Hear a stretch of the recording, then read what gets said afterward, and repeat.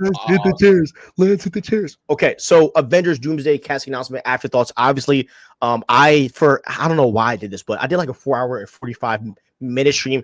Shout out to Derpy. Shout out to Derpy for joining me in those 4 hours of chaos and freaking torment of watching the chairs. I crashed out when Shuri was talked about, but it was a fun time. It was a fun time. But let's talk about the aftermath of this, Jerry. How are you feeling about this? What are some thoughts you have? We'll love to hear your thoughts. I got to tell you, the second they started getting to the X-Men names, I started my excitement started to wane down.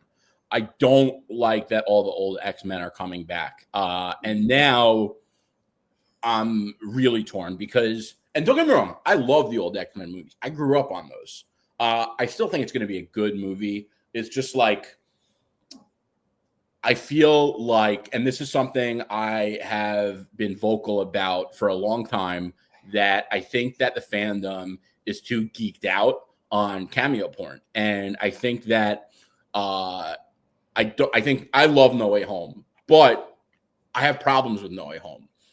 I like Deadpool and Wolverine. I don't love it as much as everyone else. And I think that when you look at the multiversal saga, those are the two movies that are like undeniable bangers that were received well largely by the fandom. And that's how I'm calling them a banger. And it's like I think Marvel feels like the only way that they could be successful is if they bring back the cameo porn. And that's what they're doing. And they're like going all out on the cameo porn. I don't care what the creative reason they're going to use to do it. To me, it's a business decision. And like I said last week, movies is where commerce and art meet. Both are equally as important. And I feel like the business of this is a bigger part of the decision than the art of it. And it leads me to my big theory that involves Robert Downey Jr. and Chris Evans. Let me hear it. If they are going all the way back to the early 2000s and bringing back the Fox X-Men, and they're already still working with Chris Evans, we saw him last summer, and they already are paying Robert Downey Jr. $100 million. Yeah. There is not a shot in hell we are not going to see Iron Man and Captain America again. I'm calling it right now. It's 100%. I would bet the house on it. We're going to see them both. And I'm torn because on one hand, I'm like, this cameo porn stuff is annoying. And I don't like that fans aren't really bought into the multiversal saga. Like when I go to watch an MCU movie, you know what I don't think about watching? Something after Endgame, other than No Way Home. Okay? Maybe once in a while, Deadpool and Wolverine. But that's it. That's really it. It's like the same way I am when I watch a Batman movie. I don't watch any. If it's pre-Nolan, it's not even part of my decision. And, I'm torn because when I think about it like that, I'm like, well, what the hell? Like, yeah, is the movie going to suck without Iron Man? Because at that point, you may as well fucking bring him back. But at the same time, it's like, fuck that, man. Because if you could bring Iron Man back, and I know you could say, oh, it's a variant. No, bro, the entire Infinity Saga ended with the emotional death that it did because they killed off Iron Man in the most legendary way. And the second you bring him back, you're undoing all of that. And it's fucking corny. And like you're breaking all your rules. And if you could make a move like that and it has no consequences, does anything that happened in the MCU even matter anymore? It's fucking corny. And I'm annoyed with it. I really am. But at the same time, I'm like, is Doomsday going to suck if you don't have Iron Man? Like, what the hell? So, and I got to tell you, like, and I love Robert Downey Jr., but when he like got up and made that face from the chair, I was just like, does he really feel that way about it? Or is he doing that because he's getting $100 million? Because I don't feel that way about it. Like, I don't feel like this was like the "what's up" moment that he seemed to be saying it was with his face and his body language. And I know RDJ is a real guy, so I don't think that he thought that, and I think he's putting on the act because he's getting 100 mil. 100 mil is a lot of money, bro. And if I were Robert Downey Jr., I would not give a shit. Bro, so I'll be smiling too. But guess what? I'm not getting paid $100 million for that. I am building a podcast and on this podcast, one of the things that I hope we are appreciated for is always keeping it 100 with you guys. And that is why I'm going to say it. I'm never going to fucking cape about anything. And that's how I feel. Yeah. So I am, by the way, takes a lot to say that. You know what I'm saying? It takes a lot of balls to say that because a lot of people won't say how they feel in a real way. I don't even think it takes balls. It's just fucking being real. No, you're either real or you're not. Bro. It takes I'm telling you, for some of these people I watch, it takes a lot to say that. So I did like these announcements, and this is obviously just showing the people that they have signed away and confirmed, and it's pretty obvious that they're still working on deals with the characters because they are filming for the next darn near like 6 months. Yeah. So they're obviously working out a lot of deals. I do not like though how a lot of people think that the nostalgia is bad for Marvel films, and I think that a lot of people forget that we are in the multiversal saga. And yes, Marvel hasn't done some of it right, but there's been one common theme throughout the multiversal saga, and it is really that, you know, a lot of these movies are honoring the past and also looking into the future. And that future obviously is the X-Men, the Fantastic Four, and all of these other characters. And just because Marvel Studios has done some things wrong in regards to nostalgia baiting, it doesn't necessarily mean that using nostalgia in its right form is necessarily a bad thing. And it also doesn't mean that bringing back the OG X-Men is a weakness, because nostalgia done right, it does things. I think it does a lot of things for the fandom, and we have seen nostalgia done right. I think that Deadpool and Wolverine was nostalgia done right in an amazing way, because it honored Wolverine, but it also honored all of the other Marvel legends where their movies are kind of like scraped over. Like, I don't hear a lot of people talking about Blade. You know what I'm saying? So I felt like it honored that, and we even got to see in Spider-Man No Way Home how having the OG Spider-Man, as in Toby, and we got the Skater Boy Spider-Man, and like Andrew, it was able to unite fans. And with that ending, seeing Spider-Man's costume and seeing the you know, the type of place he's in, is the type of place that he is in life, it also mirrors what him and his variants went through. And it also gets, you know, old fans excited, but it also gets MCU fans hyped too, and it just unites us. And I believe that having the OG X-Men for a time in this movie can be fun. And, you know, obviously there's a rumor going around, and it's pretty much like obvious that with X-Men, right? Look, we all know that Monica Rambeau is on another Earth. That Earth is going to collide with our MCU, most likely because she's on it. And the rumors that, you know, that our OG X-Men team is going to come from, you know, that Earth. And I think it will be very interesting to see the X-Men go against the team of heroes that we have. Now, I'm going to be honest. I think the OG X-Men is mopping our MCU Avengers roster right now. I'm not even going to hold you. I think they're mopping them easy. But I do think that it could be something cool. And also, I am also not opposed to the idea of having, you know, Tony Stark and even, you know, Captain America back, because I do think that they are pivotal points in this story in general. And I have told you from the start, bro, I never wanted Stark to die. I think that was one of the dumbest decisions ever.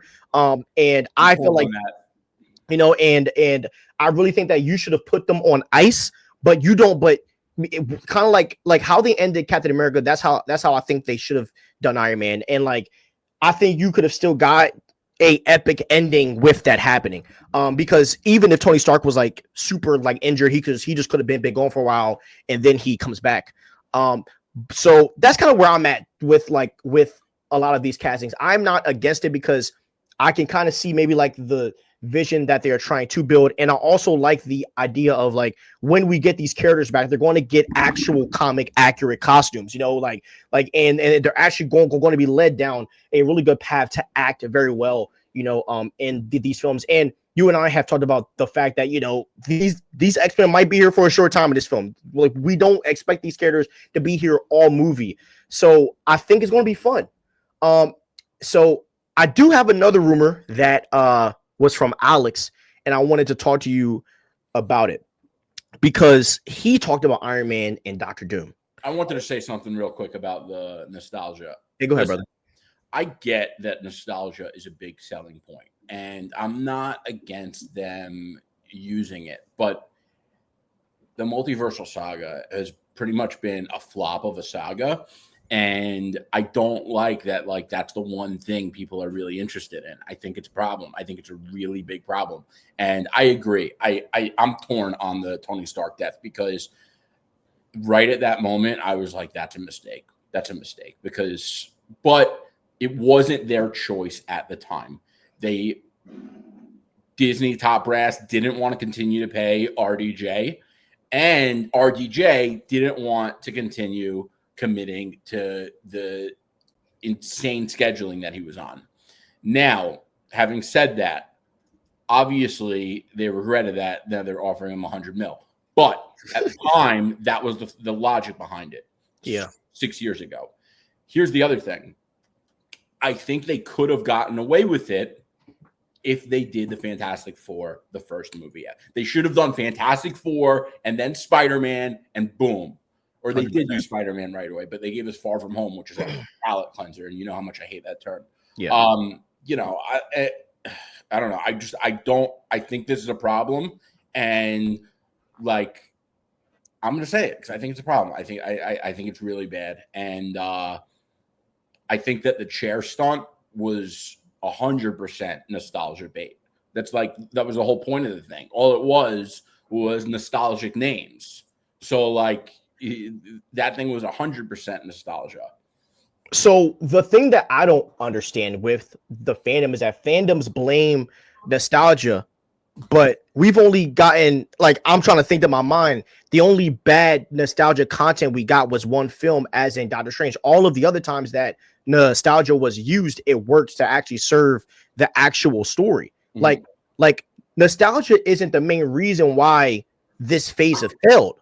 The main reason why this phase is doing bad is because, number one, they tried to politic us to death, and number two, they focused on characters that don't matter. You know what I'm saying? Because like when I think about the biggest grossing films, like Wakanda Forever, it's a shocker to even say that film grossed like almost the most in this saga. But like they didn't use nostalgia. Like when I think about the Deadpool and Wolverine, that worked. When I think about Spider-Man No Way Home, that worked. I mean, like the only bad nostalgia film that a lot of people hate is Doctor Strange. And I would even argue that they only used one character for nostalgia, as in Professor X. All of those characters in the Illuminati were new characters. But I think that's an incorrect assessment, because a lot of people said Deadpool and Wolverine was overrated and it was just nostalgia bait. And a lot of people criticized No Way Home for leaning into the nostalgia as hard as it did. And a lot of people think both of those movies are heavily overrated because of that. And I've seen people say on rewatch, Deadpool and Wolverine, it wasn't as good as the first time I saw it. So when I think of nostalgia and the multiversal saga, I don't even think of Doctor Strange, the Multiverse of Madness. I think that movie sucked because it was more important for them to have a diverse character be the center of the movie than it was for the title character to be the center of the movie. That's why that movie had a problem. I think that movie actually almost had a nice touch on nostalgia because it was so minor that like it wasn't really a big selling point.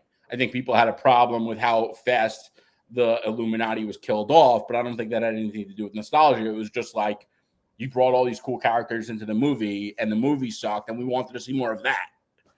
Yeah. Men lie, women lie, numbers don't. I think a lot of people that critique it. I do think some of it's honest, but like when a lot of y'all ninjas be on the internet hype about having 3 Spider-Mans and y'all be hype about Wolverine and Elektra, and then 2 months after you want to sit here and tell me it's trash, I think it's BS. You might have been the only person that was actually honest on the internet about it, bro. So and like that's just my whole thing, bro. Like it's just that's why I don't buy it, bro. A lot of people want to take other people's thoughts, bro. You might have been the only person that actually spoke against it that I know. There's a lot of people that see that's not. And while you could look down upon it, there are a lot of people who can't properly come up with their own thoughts, and then they hear other people's thoughts and they agree. That's why there are thought leaders. That's why there are politicians that change the game. That's how thought and like analysis works. So that I disagree with. You could look at it differently for someone being a thought leader and someone who came up with their own thoughts. That's why they get all the credit. That's why, you know, people love certain politicians or thought leaders or whatever and despise others. But it doesn't invalidate the thought that people heard the thought and then agreed with it and didn't come up with it themselves. And, you know, I really think that Marvel and Disney are like, we can't have these Avengers movies flop, and their safety net is the nostalgia and the cameo porn. Yeah, I just think that nostalgia isn't as bad as what people say, and it's the multiversal saga. Like this is the time to do that. And I can understand what people say. Look, everybody uses the same excuse. They did on Social Security. Yes, they didn't. They didn't do a good job. So what do you expect them to do? Give us a freaking Avengers team with Ironheart, with freaking Agatha? Like what do you expect people to do? And that's kind of where I'm like, look, I'm cool with calling it out, but like people act like there's another option. There's another option. They could use the Fantastic Four. They could have Doctor Strange. They could have Shang-Chi. There are other characters, and the characters they're going to build up through the Thunderbolts. There are other characters. It's not Iron Man and Captain America, but that's the consequence of Endgame. And the second you undo that consequence, it's like, well, does anything else you do after that matter? Because if the consequences don't mean anything, your universe doesn't mean anything. And I think that might be the crutch that live action movies will always have to deal with forever. Unless if they don't kill off their characters and they just kind of put them on ice and then you get like a recast or something. You know what I'm saying? They never killed off James Bond until No Time to Die. They never did it. And like, these are the types of consequences that you have to have. And, you know, that's why I love what they did with Martin Campbell and like Casino Royale. Yeah. The first James Bond movie, they got him his 2 kills, which made him officially licensed a 00 agent. Yeah. And they saw him fall in love and get totally played, even though the bitch was sympathetic about it. He was like, and I didn't mean to use that word to be offensive. That's how Bond referred to her. So that's where I was going with it. Yeah. And he was like, the bitch is dead. He said that to M at the end of the movie. And that's how James Bond became James Bond. And like, that made sense. And then it's like, oh, okay, you're killing off Daniel Craig because you're doing a soft reboot. That makes sense, you know? And I get it's the multiversal saga, but like, if I've been saying it for years, they need to focus on having people invested into the story and not just on names. That's a problem. Yeah. And that's the sad part of it, bro, is that they fumbled and wasted their time doing pointless content that they can't really afford to do that. And now what they have to do is they have to trust and have faith in Pedro Pascal and his squad that the Fantastic Four will do the groundwork for that, sadly. You know what I'm saying? And that's why I go so hard on stupid decisions like female Silver Surfer. You know, like, because if you had characters the right way, like Norrin Rad or T'Challa, and you're not doing these stupid gender swaps, like maybe the MCU would be in better position. But when you make silly decisions like that, it makes me think that the decision making going on at the top of Marvel Studios is rotten. You have people making dumb decisions. And who makes dumb decisions? Dumb people. And what do you do when you have dumb people making dumb decisions? You get them make smart decisions, or you get different people. 100%. 100%. And this is why we get frustrated when you can't make a Blade project, but you can make a 7 or you can make an 8 episode act of the show. You know what I mean? That is so insane. Think about that. Think about that, bro. If they had Blade right now, like, I'm not saying Blade would make all the difference, but it would definitely make a difference because people would be hyped as fuck about Blade. I gotta stop cursing, but people would be super hyped about Blade. He's not gonna be like making a big dent on Secret Wars, but it definitely makes a difference. Yeah, I mean, even think about this, right? Like, I would rather watch a Nova show, and I think Nova should have been introduced in the Infinity Saga. Topic for another day. But I would rather watch a Nova show than an Ironheart show. And I have no beef with MCU Ironheart, but just saying, I don't like Nova that much. And you know what they should do, by the way, with Nova? And this is going to be a hot take. They should completely reinvent his outfit because his outfit is corny. When people tell me like Nova is Marvel's version of the Green Lantern, it's like that's worthy of a crash out. Yeah. It's like, I get it. He's their intergalactic space corps, but like, bro, Green Lantern is one of the GOATs, and Nova isn't even an afterthought. I agree. Yeah. If the MCU does go all in, they have to redo the costume, bro. They have to. That costume is so dumb. It's so dumb. Yeah, I would love for them. Quick off topic. I would love for them to take. I love Blue Marvel's costume because it's kind of simple. I would love for them to take a little bit of inspiration of that and give that for like a Nova, or you make it super tactical. You know what I mean? By the way, did you read Dr. Doom by Christopher Cantwell? I don't think so. I told you, bro, that shit is so sick. Christopher Cantwell is one of the best up and coming writers right now. Really? Yeah, his Iron Man run, his Dr. Doom run, this guy does not play games. Really? But in the Dr. Doom run, Blue Marvel is sick. Like sick. Check that out. Yeah. And both of those runs are modern. So like the art is incredible, the writing is super advanced. They're both like, I think the Iron Man run might have started in like 2019 or 2020, but it probably went until 2022. And Dr. Doom, I think, is from 2019. So they're both like super evolved, like up to state of the art style writing. It really, I definitely recommend it. But like Blue Marvel would be cool. And Comics Explained loves him, bro. Yeah, I'm a fan of Blue Marvel. They don't do a lot with him though. You know. That would be a cool addition too. And here's the other thing. And I believe in representation, right? And I don't think it's a good thing that, and you know me, I'm not woke or anything like that, but I do think that, but just because the woke people like something doesn't necessarily mean it's wrong. And representation is important because when you have, number one, when you have kids that can't like buy a toy that looks like them that they could look up to, I think that's really important. I think it's really messed up if it's not that way. But in terms of a business side, I think that's part of the reason that Black Panther was so successful. So like Marvel is stupid to, number one, not recast T'Challa, and like they should have brought in Blue Marvel at least by like they should have fast tracked special presentation or something because they don't have. Do they have a black male hero in the MCU at all right now? I don't think they do. I don't think so, dude. Crazy, bro. Yeah, no. Yeah, and yet you have people on Threads, the app of intellectual inferiors, who will be like, "Oh, you can't recast." Like, what and are like you talking about? And like no, and like this is just facts. And like I have a niece, so I know no little girls are gonna run to watch Ironheart, and that's just facts.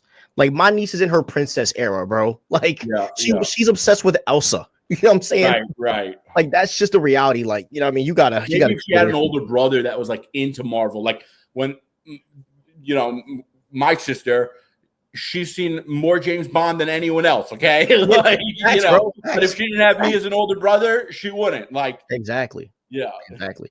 All right, let's read some chats. All right, we're going to start at TikTok first, and we'll work our way down to YouTube. So I'll bet the house. I'll bet my house. Captain America. That was stupid. How do we forget that? Wait, what happened? They have Sam as Captain America. Oh yeah, for sure. Yeah. Where's some? Well, how do we forget that? Gosh. I know. I'll bet my house OG Cap appears. They ain't bringing Chris Evans back without that. Yo, what if old man Steve appears? That'll be funny. I'm hearing that Spider-Verse is coming out in 2027. What? Okay. They've been hear that. Ask him where he heard that.